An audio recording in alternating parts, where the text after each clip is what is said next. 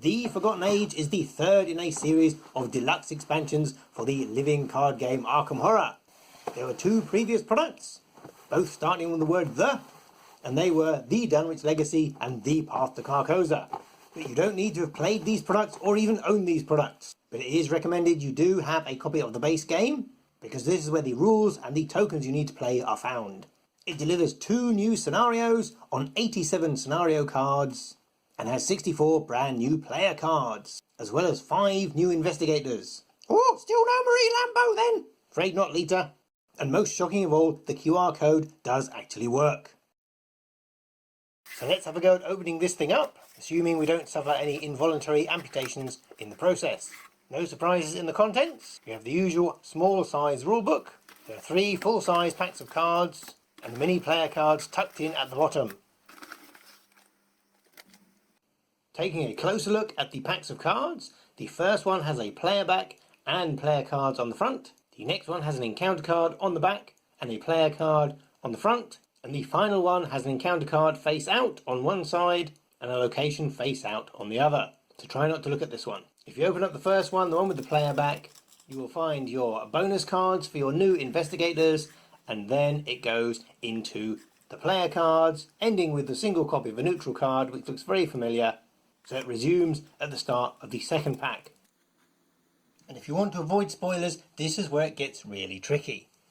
We have another copy of Backpack, which is a player card. We have one of the new basic weaknesses, but after that, we've got a non-basic weakness. So we're going to do that. And then, of course, you have a basic weakness, so that's lovely. And then you have a non-basic weakness, and then into the story assets, and then the encounter cards themselves. So it's a bit of a nightmare. So these are the player-backed cards that you shouldn't be looking at if you want to avoid spoilers. 4 copies of this card here, these 3 weakness-looking cards, and 2 story assets, all of which have player backs. And the cards you can look at, if you want to, are these 2 new basic weaknesses here. Each of the 5 classes gets 2 copies of 4 new cards, and there is a single neutral card as well. And no, you aren't hallucinating, those are indeed 5 wild pips. Told you the game was dead. Oi, what are you doing? I'm stopping for a cup of tea. I'm knackered. This making videos, Lark, is bloody tiring. You can't stop now, there's work to be done. Yeah, this is why we ended our working relationship, Leader. Oh, well, at least use a coaster. Investigator-wise, things are looking pretty straightforward. Well, Leader, where's the investigators? Oh, they're going to be in there, aren't they? So rather annoyingly, you are going to have to open your 3rd spoiler-laden pack of cards.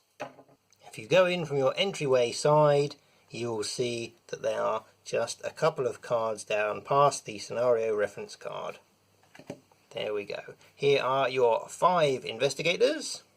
Investigator-wise, things appear reasonably straightforward, but with a couple of quirks. There are only 5 investigators this time, 1 for each class with no neutral investigator. But if you look closely, they've actually found somebody who's worse at combat than Wendy. An investigator with 0 in all of his stats. All of them have a 30-card deck size, with no weird setting aside cards, drawing large hands, or copies of copies. And most of them have the familiar 2 signature card setup, 1 good, 1 bad. But do pay attention to the fact that it's only all of the signature bonus cards which specify whose deck they go into. None of the signature weaknesses tell you whose deck that they go into, so you'll need to check on the back of each investigator's card. And remember, they aren't basic weaknesses, so don't accidentally shuffle them into your pool. The only quirky one is Finn Edwards, typical rogue, who gets to smuggle in 2 bonus cards. Another first to take note of with these investigators is that we finally have a character which starts with more than 0 XP. This feature has been in the rulebook since the game was released back in 2016, but Father Mateo is the first time we've seen it in action.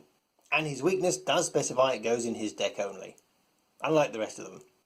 Moving on to the rulebook, this is where the eye-opening stuff happens, including 5 new keywords. In summary, you have Seal, which temporarily removes tokens from the Chaos Bag. Alert, which is a retaliate keyword, but for evasion instead of attacking. Vengeance X, think of it as XP for enemies. These go into your victory display and get counted up at the end of each scenario, so you might not want to defeat certain cards if it means future trouble down the line. Explore is a new way of adding cards mid-game other than setting them aside during setup. You've seen special decks like this before, such as the Cultist deck in the Night of the Zealot. There are notes about the new weaknesses, and the rulebook stresses that these are not for use in standalone mode or to be put into your pool of basic weaknesses. And finally, there is the shopping mechanic. This is basically what happens when your game company is too cheap to print new cards or tokens and has you make your own instead. And Lee, on the back of the book are nice big pictures and definitions of all the encounter sets which are going to be used in this cycle. And there's a very pretty campaign log at the back, which you can download as a PDF from the Fantasy Flight Games website. Simply go to the product main page, scroll all the way down to the bottom, open up the player resources link, and there it is. And do note that they've also updated the pre-generated deck lists. So if you aren't that keen on deck building, you can use one of the pre-made ones. Like the previous boxes, there are 2 scenarios in here, and they must be played in a set order. One thing that does set this cycle apart from the previous ones is the departure from Prohibition-era USA to the jungles of South America. If you like your pulp fiction more like Alan Quatermain or Indiana Jones, then this might be a more appealing setting. It's like Tomb Raider meets Cthulhu. Well, sort of. Very loosely-ish.